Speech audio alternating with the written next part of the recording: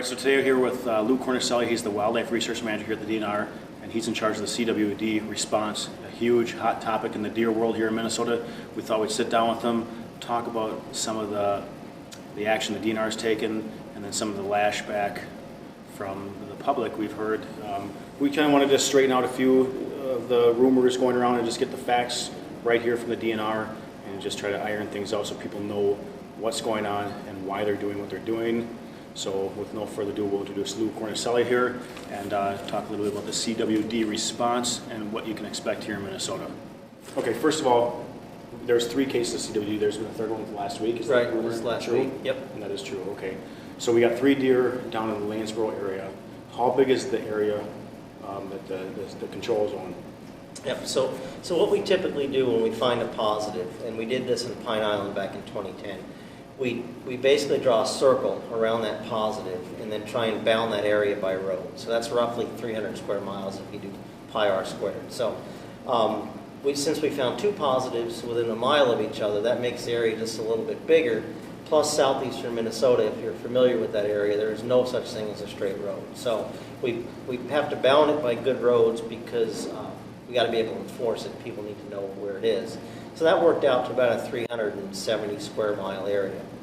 So we started our process with our special hunt. Our response plan says that if we find the disease right around the time of the deer season, then we'll do a special hunt first to collect more samples. So we started the framework of that, and then last week we found that we had another one 5 miles north of the first 2. So it's too late to change the boundary of our special hunt. I've gotten a bunch of questions about that. In fact, I've been criticized a little bit for not changing the boundary already, but we just can't do it. So we're going to go with the zone that we had 3 weeks ago that people are now familiar with, judging by the questions. People know what the zone is, and we'll get through the special hunt with the zone that we have, and then look at making the zone larger for the deer season next year. So given this 3rd positive, even if we find nothing else, our CWD management zone gets bigger next fall. But it would have been kind of a nightmare to try and change it 4 days before the special hunt opens. So we won't focus too much on the hunt because I would rather talk about the actual disease and the response to the disease. But now every deer that's going to be shot, every deer that's shot during the special hunt, is it required that they're all tested? It is, adults.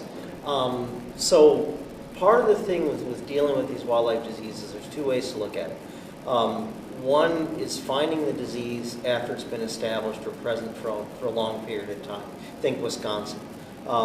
That's where you pretty much have to contain it, limit its spread, and just deal with it at some level. And different states have dealt with that a little bit differently. The other case is what we prefer is that you find a disease early in its infective point, and then you can actually do something about it. If you look at our bovine TB response in the Northwest, if you look at our CWD response in Pine Island, in both cases it really looks like we found deer that were very early in the infective period. In other words, just a few animals.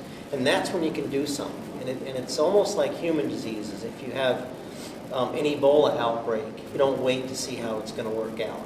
They do quarantines, they isolate people, they try and burn the disease out by using the methods that you have available. You don't wait until, well, let's see if a few more villages get infected, and then maybe we'll worry about it. So our response is that if we truly caught this in the first year or 2 that deer have started to become infected, then we can do something about it. And it's painful in the short term, and I get that.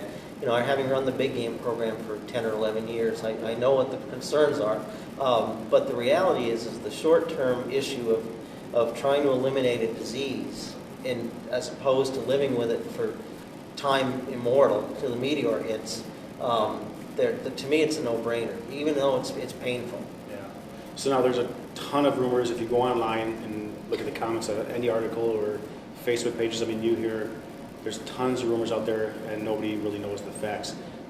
This is kind of a broad question, but I'm just going to name a couple things that I've heard, and maybe. Oh, I'm certain I can add to it. But go ahead. Okay. So one that we've been hearing a ton lately is Wisconsin found CWD, had the same response: go in there, kill as many deer as possible, and now Wisconsin people are saying, well, they realized they messed up and they did it wrong. Why is the DNR following their footsteps? The second part of that question is, I also heard people say, and it's kind of two different angles here, directions here, but I've also heard people say that CWD exists in the wild. If you were to test the deer in the northwest, northeast of the state, or anywhere in the state, you would eventually find it somewhere, and that it exists almost everywhere naturally in the world, or in the deer world. Is that true? And how do you feel about the Wisconsin response? Here goes. Two different angles. I've heard all that. So the first question's got a couple of part answers. So the issue with Wisconsin, I think, if you go back and revisit what happened, there was a USDA report written in the mid 2000s or so that said that Wisconsin probably had CWD for 15 or 20 years or so before it was actually detected. So in essence, the horse was out of the barn by the time Wisconsin actually detected the disease. So that's what do you do with something that's already established? Now, at the time it was found, they're sitting on densities, 80, 100 deer per square mile. We have high densities in the southeast, despite what I read in the paper.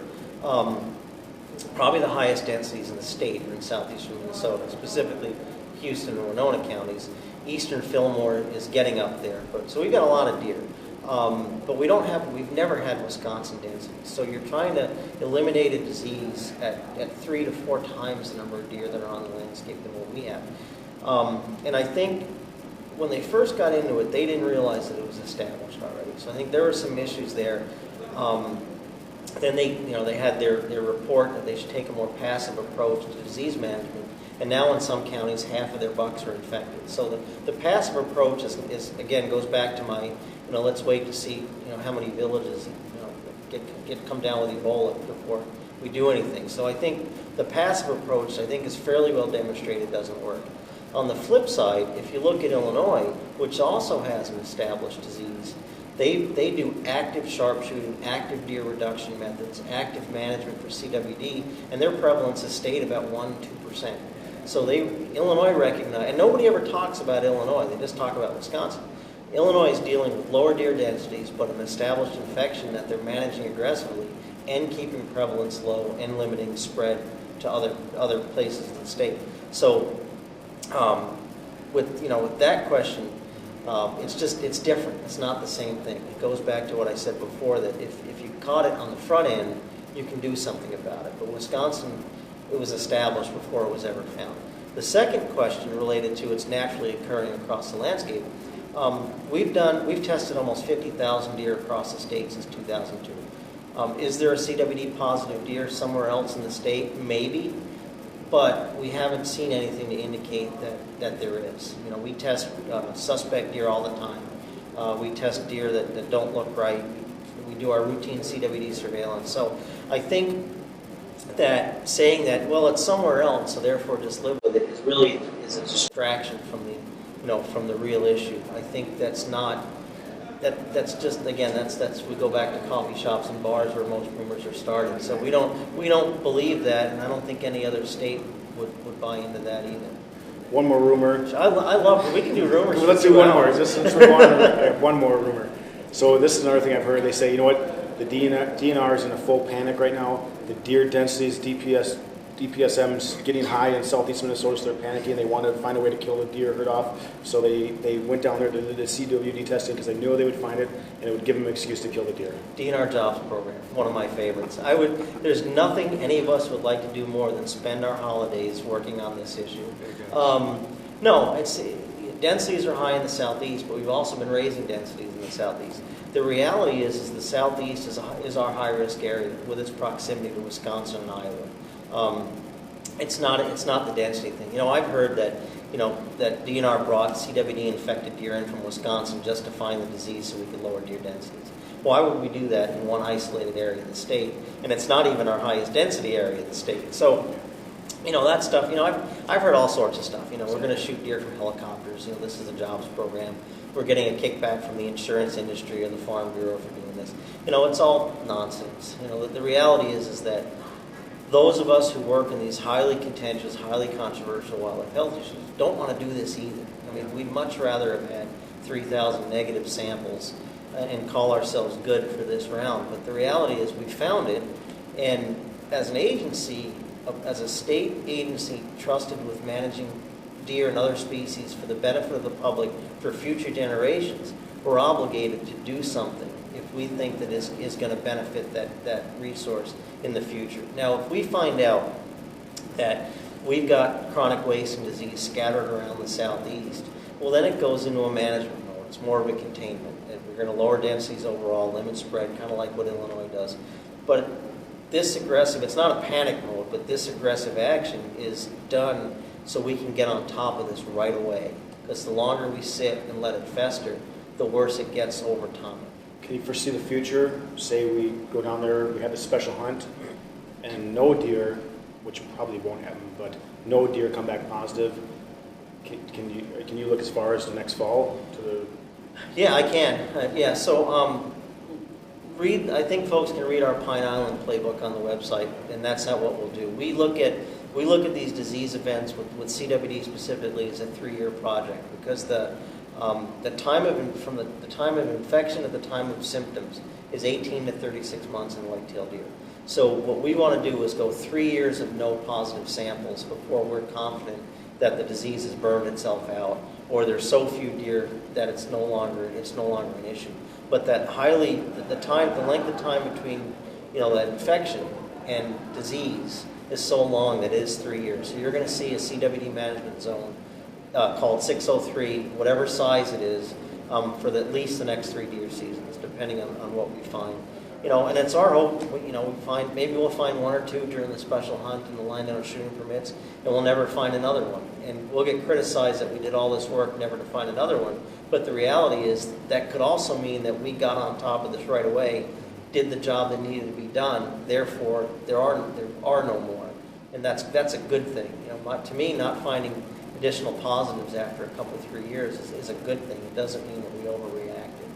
Okay. Now, talking about the CWD and where it comes from, do you believe? A lot of people say that they're coming from the game farms, and then what we need to do is, rather than focus on, what the real focus should be is maybe stricter guidelines, regulations for the game farms in the area and in the state of Minnesota to prevent this from happening again, or prevent this from happening. I don't know right now. I think certainly game farms are implicated in some of the events around the country. I think there's no doubt that game farms have something to do with wild CWD. Is this one due to that? I really have no idea. I don't. There's not a lot of farm cervids in the area. We've got an infection in Iowa, both in domestic and wild deer. We have infections in wild deer in Wisconsin. We had an infection in Minnesota 6 years ago. So I don't know where this one came from. I think we evaluate risk multiple ways. One risk is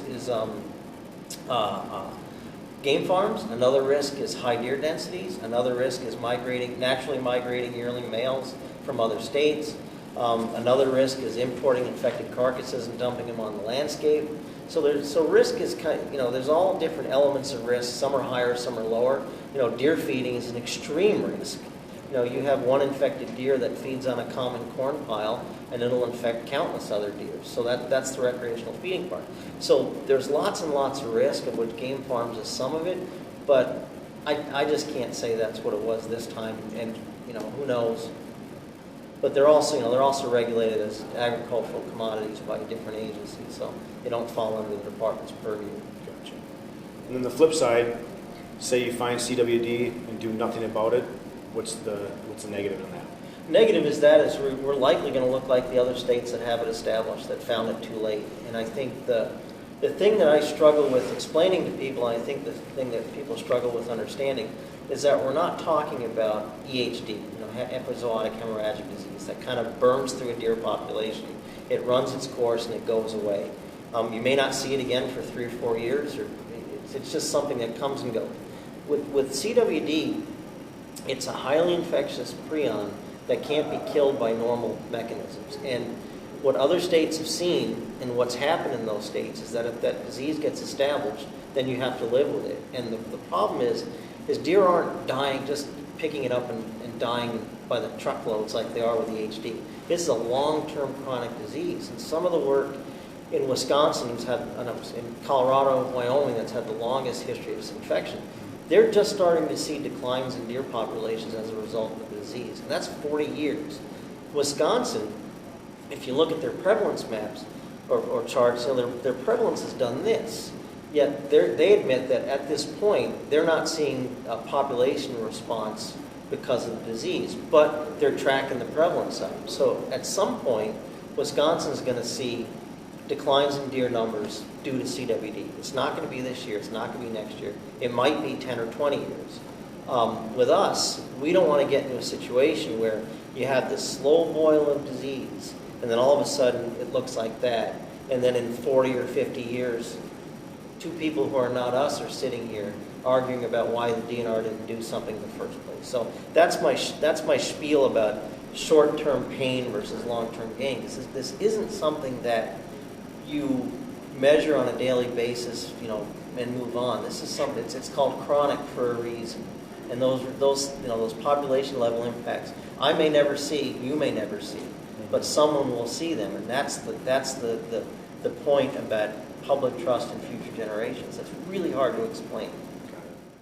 So before we go too far, one more rumor I want to talk about is not only the DPSM, the deer per square mile down in southeast Rising, but DNR finding a way to do away with the antler point restriction. I've heard that rumor as well too. That's my second favorite behind the black helicopters. So I've heard that too. And people have called me and said that you're only doing this because you hate the antler point restriction, and I can only laugh at that because starting in we knew down there was an interest in some regulation that would lead to more mature bucks, and we've done a ton of survey work, and we found out that people wanted the antler point restriction.